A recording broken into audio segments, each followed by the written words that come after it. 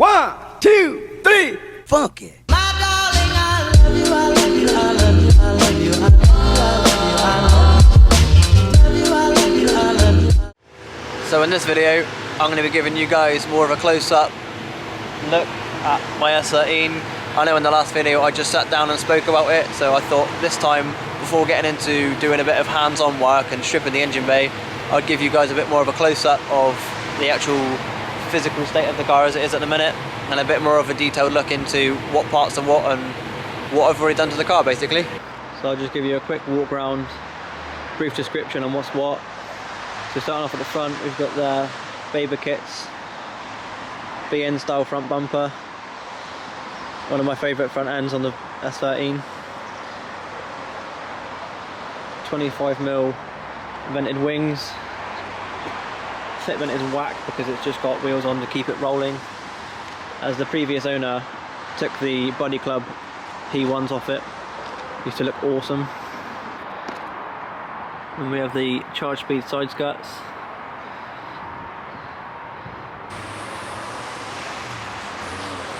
These are the 50mm plus rear over fenders.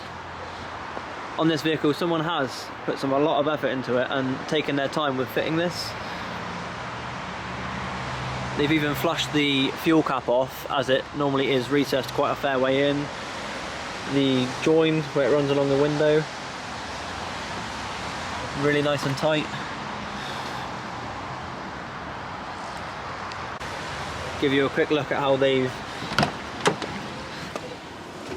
fabricated the fuel cap so it sticks out flush. So they've extended this bracket here and put spacers in.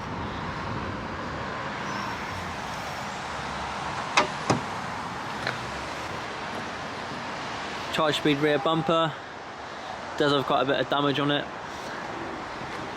No biggie to me, the whole car's going to get painted eventually anyhow. Has a fiberglass rear boot lid, but it's sort of twisted. It doesn't sit exactly flush. It does annoy me quite a bit, but not too concerned. This car does need a little bit of attention here and there, such as underneath this wing mirror they've got a sticker covering probably quite a nasty rust hole.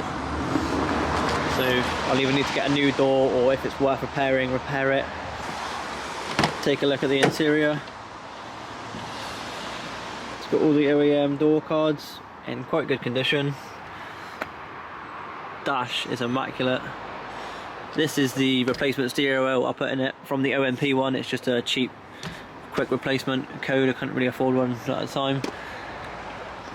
Got the Gizmo electronic boost controller, reads in bar. Prefer it to read in PSI, which this one does, but this one wasn't too accurate. I think there's a vac leak on it. I have stripped quite a lot of the interior out already, as I honestly didn't plan on filming. So the front end is literally what's left, but we've got these awesome Bride Ergo ones. They are for sale and someone has already put a deposit on them, unfortunately, so they're going to be going hopefully soon at the end of lockdown when the fella can come and pick them up. So I'm going to be respraying the whole interior once it's all stripped out.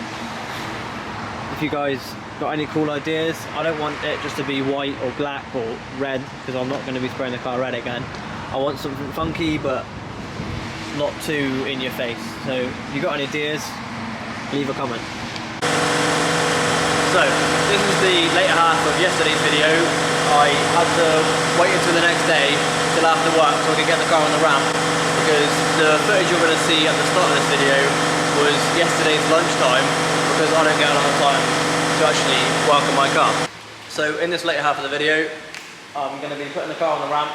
We're going to have a good look underneath all the rust, give you a quick description of how I plan on attacking it, because there is quite a lot. You'll have to excuse the air compressor going off every now and then. I can't help that at the minute, it's so annoying. One of the lads is at the back using one of the tools that acquires air, so it's going to keep going off, so I'll have to shout a little bit, but yeah. So I was just about to stick it up in the air, keep forgetting, got to pull the side skirts off.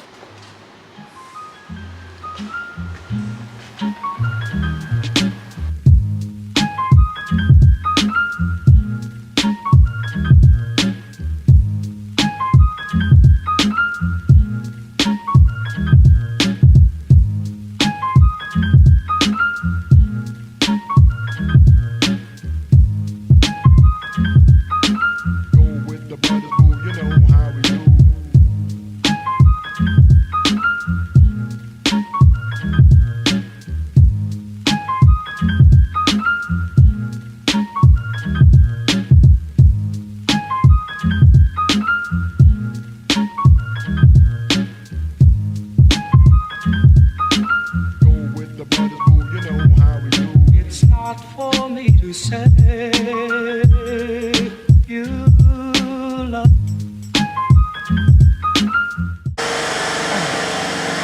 Once again, you'll have to excuse the compressor. I'll just talk a bit louder, but I'll grab my torch, whatever that is. Right, we'll start from the back end, and I'll just turn the camera on for you.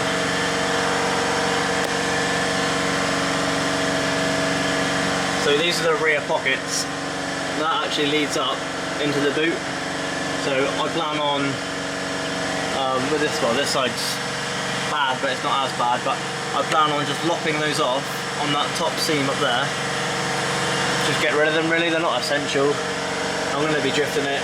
It's all going to be hidden behind all this fiberglass anyway, so it's not too much of a problem.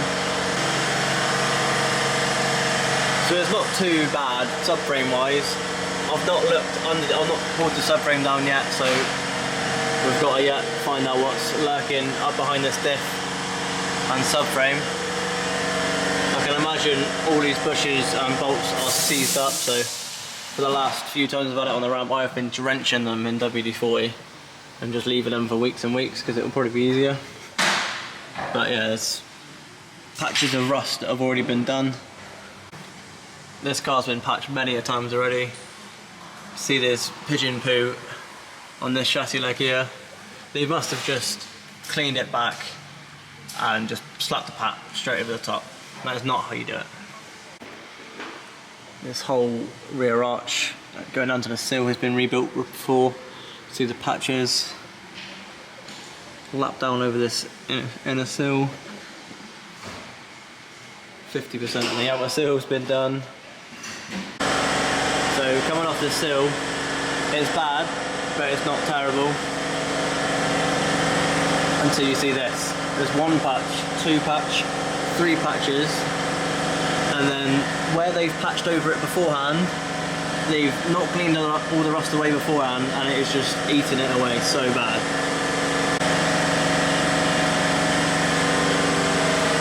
Same goes for this chassis leg. It's all been patched many of times. It's probably just MOC welding, so they've just slapped it on there, got a 12 log ticket on it, and thought, oh well, we'll worry about that later on. This floor pan, from the top of my torch, all the way down this sill here, it runs all the way down to this, where it runs to the floor pan, a whole patch. I think I counted about 22 patches of weld before on this. Everywhere. It is grotted. With the chassis legs being so bad, I'm going to chop it all away. And you know, well, on MX-5 Mark 1s, they do a chassis brace, where it's like another chassis leg support that it wraps around and bolts to the floor. I'm going to see if I can custom make one of those to give the chassis some more strength, because I don't trust it, to be honest. Moving further forward,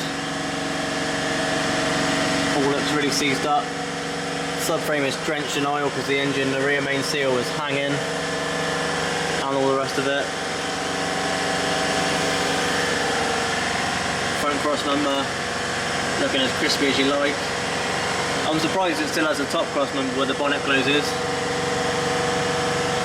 The engine bay isn't majorly bad, but it could be a lot better. I'll show the torch on the opposite side of the wheel arch, and you can see it is quite bad.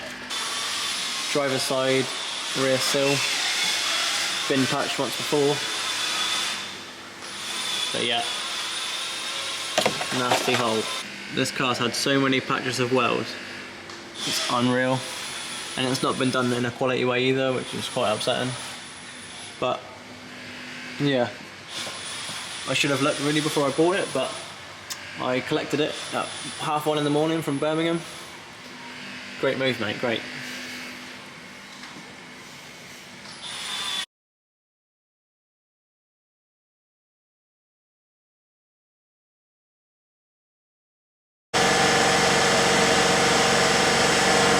So I know I said to you guys I'd do an engine bay strip on the second video, but I looked back through my last footage and I realised I didn't really show you much of the car itself.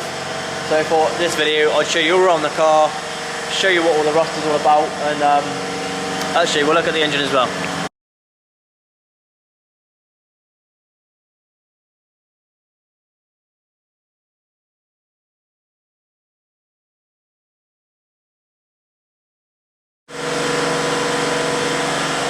So, looking at this engine, CA18 DET, absolutely lagged in oil. It is juicing from every orifice. So when I picked the car up, matey was like, it's about 300 brake, fully forged and whatnot, as I showed in the previous video of all the bits it's got on it. I did 72 miles, and I did kick its head in. It had a few running issues, but yeah, it started knocking. But 314 horsepower, I found a dyno sheet in the car, which isn't too bad from a little 1.8, I suppose. Eventually, I plan on getting rid of the stock inlet manifold and putting a nice plasma man plenum with a nice big throttle body and big injectors. And then I aim to get a top mount turbo. I don't want nothing too big, I want something nice, quick and spooly. Because these things, I'm going to push a big turbo. And then ideally, once you're sat in the engine bay, I'd love for it to look like a mini RB. It needs a full nut and bolt rebuild. As you can see, whoever built this before has botched it. It is horrendous. Rear main seal gushing out. It's just not had a good life. So once upon a time, someone else put a lot of money, a lot of time and a lot of effort into this car. But since I've picked it up, it seems I've received it at its all-time worst. So thanks for watching today, guys. If you have, this is it for video 2. Don't forget to like, comment, subscribe. See you in the next one.